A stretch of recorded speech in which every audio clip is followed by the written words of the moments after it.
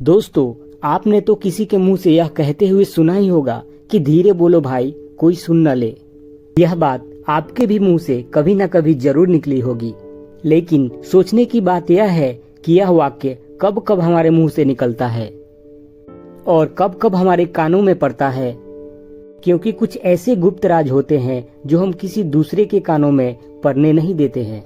अक्सर परिवार में अशांति का कारण हम स्वयं ही होते हैं। हम इस बात को समझ पाए या न समझ पाए, लेकिन यही अटल सत्य है।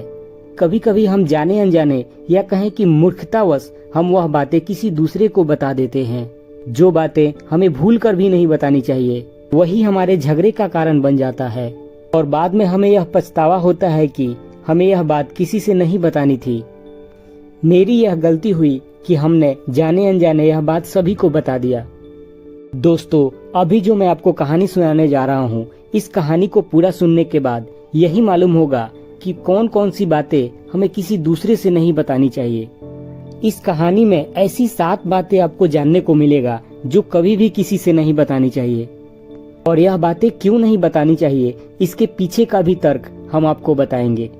तो चलिए कहानी शुरू करते हैं। एक बार की बात है, एक नगर में एक रमेश नाम का युवक रहता था। वह युवक बहुत गरीब था। उसके पास पैसे नहीं थे। उसको 2 वक्त की रोटी भी बहुत नसीब से मिलती थी। वह किसी काम के तलाश में लगा हुआ था और दिन रात खोज करने के बाद भी उसे नहीं मिल रहा था। फिर एक दिन वह अपने पत्नी के सामने अपनी पूरा समस्या बताई और उसने अपनी पत्नी से बताई कि हम जिस जगह काम मांगने के लिए जाता हूँ, जहाँ भी जाता हूँ, वहाँ लोग कहते हैं कि हमारे यहाँ काम की जरूरत नहीं है और मना कर देते हैं। इस तरह से मैं काम की तलाश कर कर के थक चुका हूँ। अब मुझे समझ में नहीं आता है कि मैं तुम लोगों का पेट कैसे भरूंगा, अपने बच्चों को कैसे पालूंगा, और यह चिंता मुझे दिन रात खाई जा रही है। यह सुनकर उसके पत्नी ने कहा कि तुम किसी के पास एक बार ही काम मांगने के लिए जाते हो और जब वह काम नहीं देता तो तुम दोबारा उसके पास जाते तक नहीं हो। अगर तुमको उनसे काम लेना है तो तुम्हें उनके अंदर हमदर्दी जगानी पड़ेगी। तुम्हें उनसे हमदर्दी हासिल करनी पड़ेगी। तुम्हें अपनी मजबूरी बतानी पड़ेगी ताकि वो लोग तुम्हारी मजबूरी समझ करके काम पे रख ले। इसीलिए तुम शर्म मत करो, तुम अपनी गरीबी बताओ, तुम अपनी मजबूरी बताओ, तब तुम्हें काम मिल जाएगा। पत्नी की यह बात रमेश के दिमाग में बैठ गई और फिर वह उसी सेठ के पास जा पहुंचा जो सेठ उसे काम देने से इनकार कर दिया था। इस बार रमेश सेठ के पास पहुंचा और हाथ जोड़ करके अपनी मजबूरी बताने लगा, अपनी गरीबी बताने लगा और उसने कहा कि आप जो कुछ भी देंगे मैं वह कर लूंगा और जो पैसे देंगे मैं उसमें संतुष्ट हो जाऊंगा। यह बात सेठ सुन करके उसको काम पर रख लिया। इस तरह से उसको काम मिल गया और वह काम पर जाने लगा। इस तरह से उसे काम मिल गया और वह काम पर जाने लगा और मन ही मन वह खुश भी था और नाराज भी, क्योंकि उसका वेतन सभी लोगों से कम मिलता था। वही काम जो दूसरे लोग कर रहे थे उसे ज्यादा वेतन मिल रहा था और उसको रमेश को कम मिल रहा था। रमेश कुछ दिनों के बाद यह बात अपने सेठ से बताई तो सेठ ने जवाब दिया कि देखो भाई, तुम्हें काम की आवश्यकता थी, तुम परेशान थे तो मैं तुम्हें काम दिया। के बदले तुम्हें धन्यवाद करना चाहिए था और बदले में तुम यह पूछ रहे हो कि हमारी वेतन कम है। यह सब सुन करके रमेश फिर से चुप हो गया। बात कहीं न कहीं सत्य थी, इसीलिए रमेश चुप हो गया, क्योंकि सेठ ने उसके मजबूरी के हिसाब से ही उसे काम दिया था और उसे उतना ही वेतन देता था। लेकिन यह बात रमेश अपने सगे संबंधित तथा सभी दोस्तों से बतानी शुरू कर दी कि उसका सेठ कैसा आदमी है और उसे कितना वेतन देता है। इस तरह से समय बीतता गया और रमेश पूरी लगन से अपना काम करता रहा। लेकिन अब परिस्थितियां बदलने लगी थी। अब उसका सेठ सबसे ज्यादा काम लेता था और बदले में सबसे कम वेतन देता था। इससे उसे आत्मसम्मान को बहुत गहरी चोट पहुंची। अब धीरे धीरे उसका मन अपने काम से हटने लगा। अब उसका मन काम में लगता ही नहीं था। जाहिर सी बात है, वैसी जगह किसी का भी मन नहीं लगेगा जहाँ पे आत्मसम्मान से समझौता करना पड़े। इसीलिए वह जल्द ही वहाँ से काम छोड़ दिया और घर पर आकर बैठ गया। अब उसके पास घर के खर्चे चलाने के लिए भी पैसे नहीं बचे थे। इसलिए वह अब अपने दोस्त और सगे संबंधियों से सहायता मांगने लगा।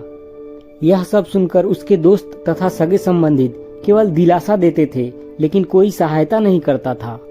और पीछे से सब लोग उसका मजाक उड़ाते थे और यह कहते थे कि यह कितना बेवकूफ है, सेठ के पास इतना काम करता था और उसके बदले इसको ज्यादा पैसे भी नहीं मिलते थे। और कहते थे कि अगर इसको पैसे दे दिए तो यह वापस कैसे करेगा, इसके पास कोई काम तो है नहीं, पैसा वापस कैसे करेगा। और इसी वजह से रमेश की हालत दिन प्रतिदिन खराब होती जा रही थी।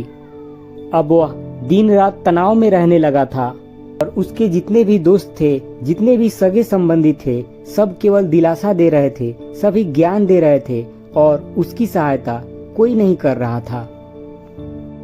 और अक्सर ऐसे ही होता है, ज्ञान देने वाले तो बहुत मिलते हैं, लेकिन आगे बढ़ाने वाले, सहायता करने वाले बहुत कम लोग मिलते हैं। एक दिन उसे पता चला कि पड़ोस के गांव में एक बौद्ध भिक्षुक आया हुआ है और वह बहुत ही ज्ञानी है। रमेश इतना तनाव में था कि उसको कुछ भी समझ में नहीं आ रहा था, इसलिए जाने अनजाने वह बौद्ध भिक्षुक के पास पहुंच जाता है। वहां पहुंचने के बाद सीधे बौद्ध भिक्षुक के पैरों पर गिर के रमेश रोने लगता है और वह रोते रोते अपनी सारी परिस्थिति बौद्ध भिक्षुक से बताता है। उसने बताया कि किस तरह उसका सेठ उससे काम लिया और बहुत कम वेतन दिया तथा उसके सगे संबंधित, उसके मित्रगण उसके साथ कैसे व्यवहार करते हैं, ये सारी बातें उनसे बताया।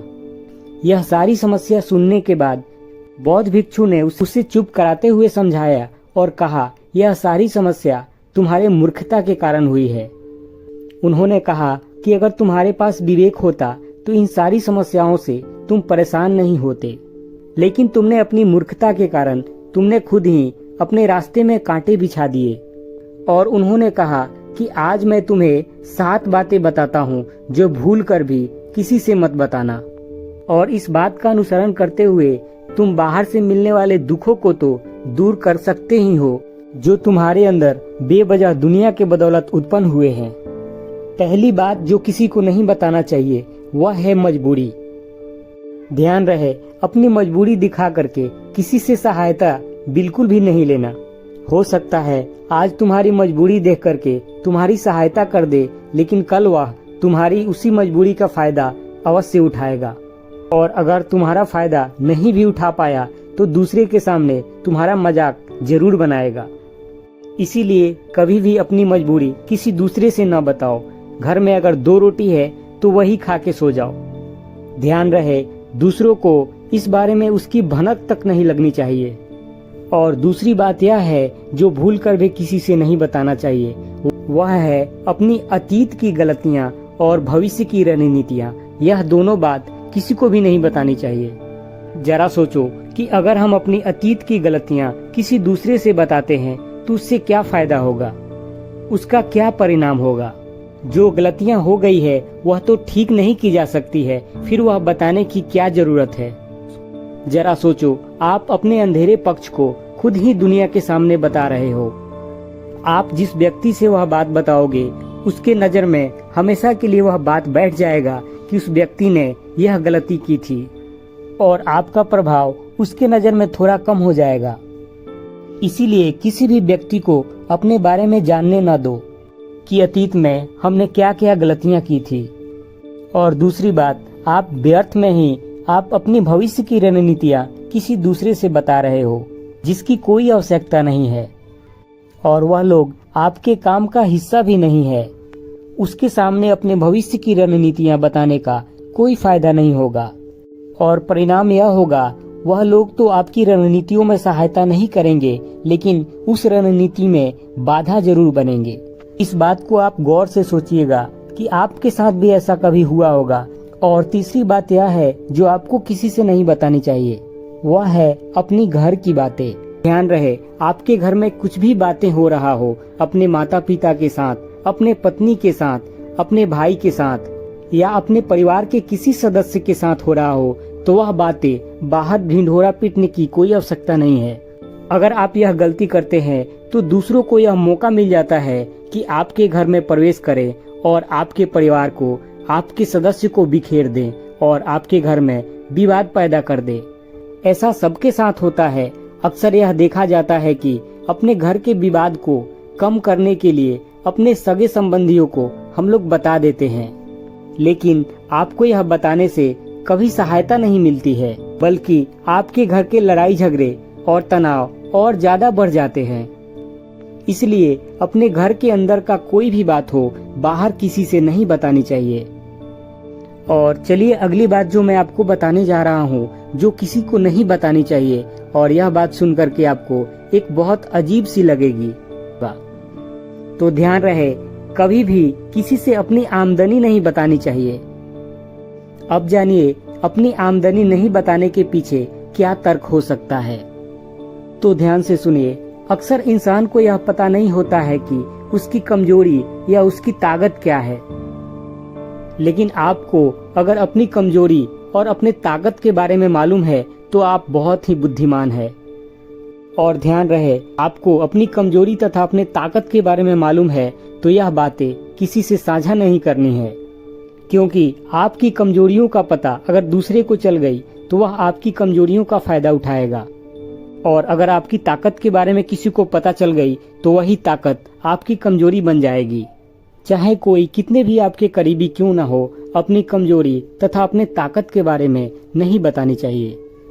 और अगली बात यह है जो आपको किसी से नहीं बतानी चाहिए, अपने सभी मित्रों के बारे में तथा अपने सभी शत्रुओं के बारे में किसी से ढिढोरा नहीं पीटना चाहिए, क्योंकि इसका भी फायदा सभी लोग उठाते हैं।